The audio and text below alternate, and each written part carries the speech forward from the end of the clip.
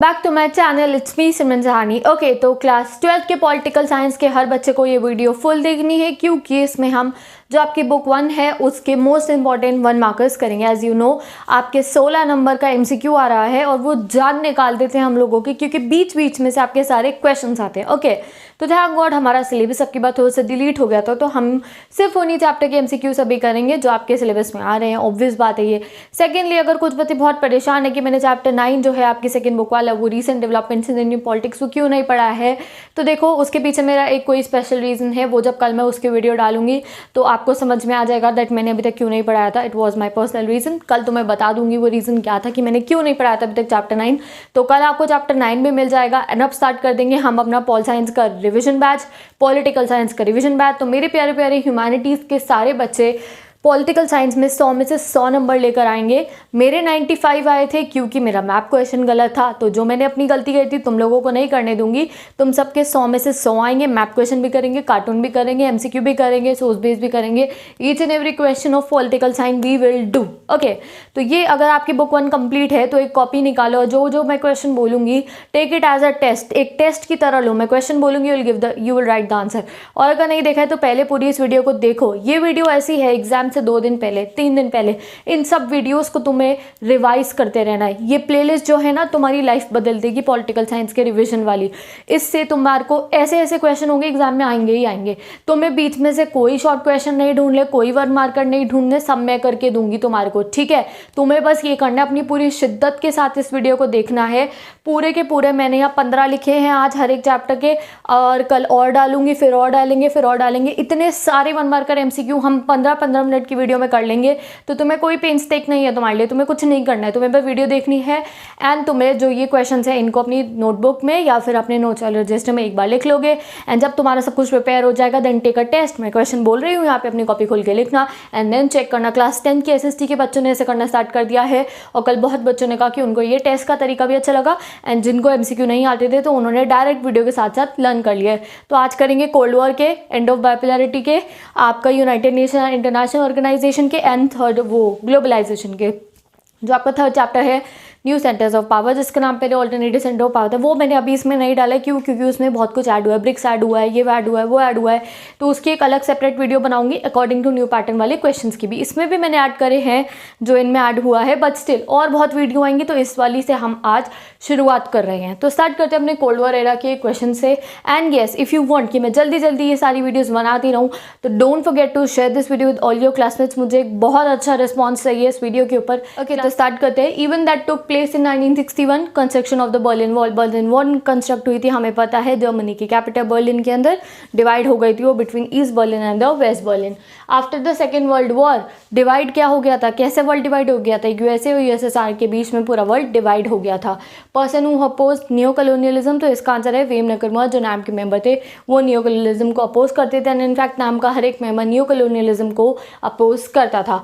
Warsaw pact was led by Soviet Union. Now कई बच्चों ने मुझसे पूछा what is Warsaw pact. Warsaw pact क्या था? जो सोवियत यूनियन का अलायंस था, उसमें ईस्ट यूरोप की कंट्रीज थी, उसका नाम था वॉर्सो पैक्ट। और जो USA का अलायंस है उसका नाम क्या था? NATO, NATO, ठीक है। Island country that received both diplomatic and financial aid from USSR, कौन सी आइलैंड कंट्री थी? क्यूबा, जिसकी वजह से क्या हुआ था? Cuban missile crisis, Russian base बना दिया था रशिया वालों ने क्यूबा को, क्योंकि उन्हें लग रहा था USA से इन्वेड करके इसको हथिया लेगा, तो उन्होंने शिप्स लगाए। एंड जो हमारे उस समय पे प्रेसिडेंट थे वहाँ के, उन्होंने नहीं चाहते थे कि कोई वॉर हो, तो हमारा जो सोवियत शिप्स थे वो वापस चले जाते हैं।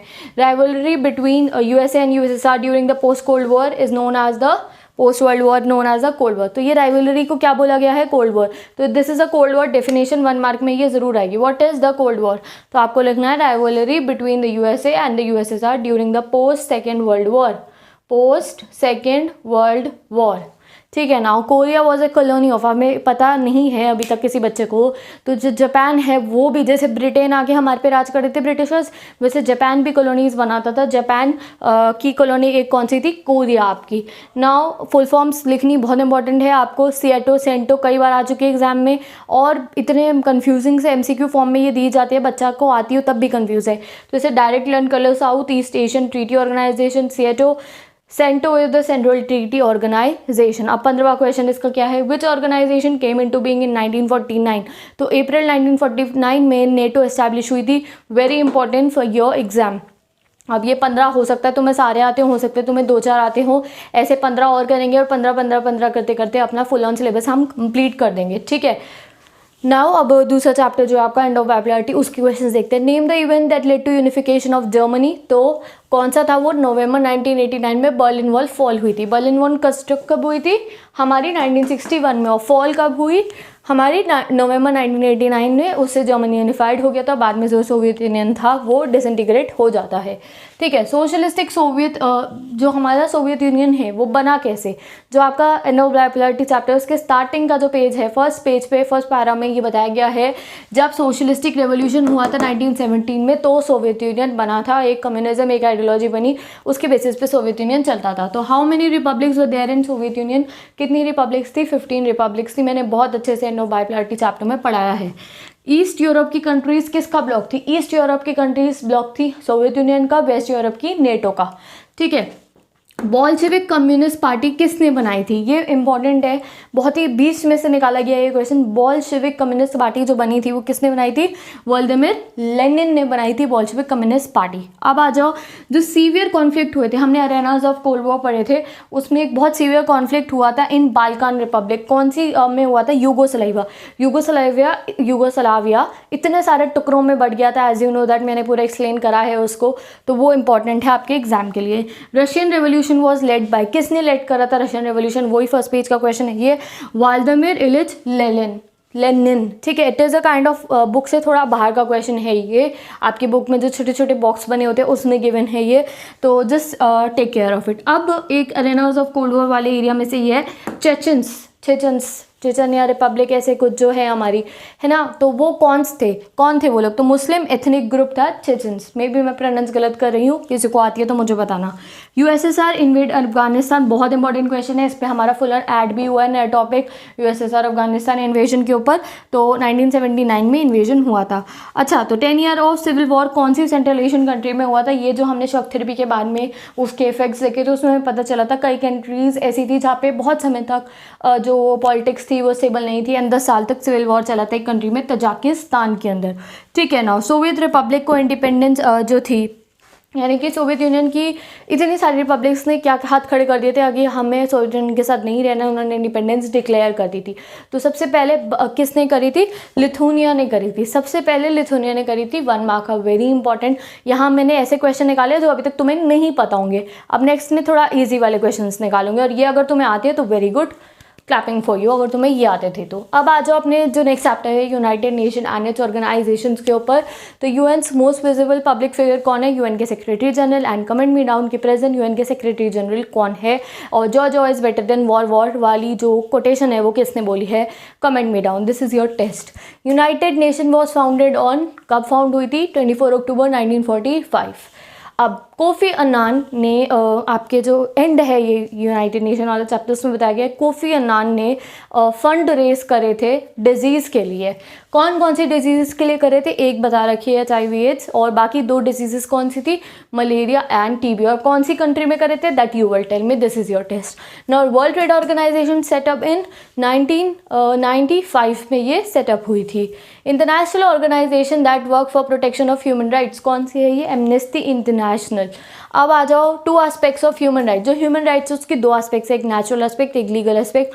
मैंने आपको चैप्टर में फुल एक्सप्लेन करा है। 1945 में जब यूनाइटेड नेशन चार्टर हुआ था तो उस समय पे कितनी कंट्रीज़ ने उसे साइन करा था? 51 countries, very important. Non permanent member कितने सिक्योरिटी काउंसिल के? 10 है। परमानेंट मेंबर्स कितने हैं हम सबको पता है। ये हो गया आपका कंप्लीट। अब आ जाओ आपके ग्लोबलाइजेशन वाले चैप्टर पे, यहाँ से क्वेश्चन देखते हैं। Rightest view of Indian globalisation tends to, यानी कि इसमें ये लिखा है जो राइट व्यू वाले, राइट विंग के जो लोग थे उनको ग्लोबलाइजेशन का क्या इफेक्ट मानते हैं वो इंडिया के अंदर, उन्हें क्या लगता है ग्लोबलाइजेशन इंडिया को क्या बना देगी? तो दे सेड दैट ये इंडिया को वीक बना देगी, राइटेस्ट व्यू वाले, ठीक है। राइटेस्ट व्यू वाले कौन होते हैं? कैपिटलिस्टिक वर्ल्ड वाले, जो कैपिटलिज्म में बिलीव करते हैं। इंडिया की न्यू इकोनॉमिक पॉलिसी कब लॉन्च हुई थी? 1991 में। LPG, liberalisation, privatisation, globalisation. Global market and flow of capital and goods किसकी फॉर्म है? यानी वैसे है ग्लोबल मार्केट बन रही है, flow of capital goods and technology हो रही है, तो ये क्या है? इकोनॉमिक ग्लोबलाइजेशन का this is known as the economic globalisation. तो ये आपको डेफिनेशन में भी आ सकता है, what is economic globalisation. Okay, 1986 और 87 में overall physical deficit of India, जब ऑयल क्राइसिस हुए थे तो फिजिकल डेफिसिट इंडिया के कितने हो गए थे, 9% ऑफ द GDP हमारा फिजिकल डेफिसिट आया था। अगर आपको इको आती है माइक्रो इकोनॉमिक्स तो तुम्हें पता होगा फिजिकल डेफिसिट क्या होते हैं, नहीं पता तो कोई नहीं, कोई दिक्कत नहीं है, लर्न कर लो। 9% ऑफ द GDP का हमें नुकसान हो गया था। लिबरलाइजेशन मीन्स, लिबरलाइजेशन मतलब क्या है, reduce government control and restriction. पहले गवर्नमेंट ने बैरियर्स लगा रखे थे कि कोई बाहर के देश की कंट्रीज़ के साथ हम जो कह सकते हैं कनेक्ट नहीं हो सकते, ना ही उनके साथ ट्रेड कर सकते हैं, ना ही कोई MNC आएगी।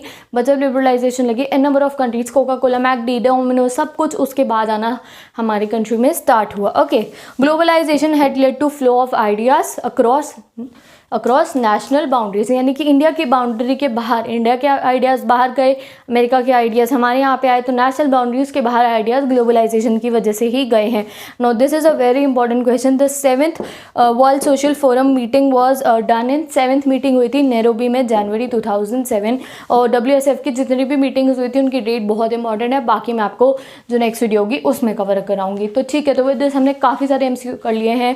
If you are having your internal exams, if you are having your pre boards, तो ये वीडियोस तुम्हें बहुत हेल्प करने वाली है तुम्हारे एग्जाम में अच्छे मार्क्स स्कोर करने के लिए। Pre boards is a check meter, हम चेक कर सकते हैं खुद को कि हमारी कितनी कहाँ हम स्टैंड कर रहे हैं। तो just do all this, and if you are going according to my November strategy, if you know that, तो पॉलिटिकल कई बच्चों की अभी कंप्लीट होने वाली है। That's why I made this video today, so that you can full on cover, you can say that revise all this. Cold war era के और भी मैंने एक वीडियो बनाई थी 1 मार्क इंपॉर्टेंट क्वेश्चन की, वो देख सकते हो।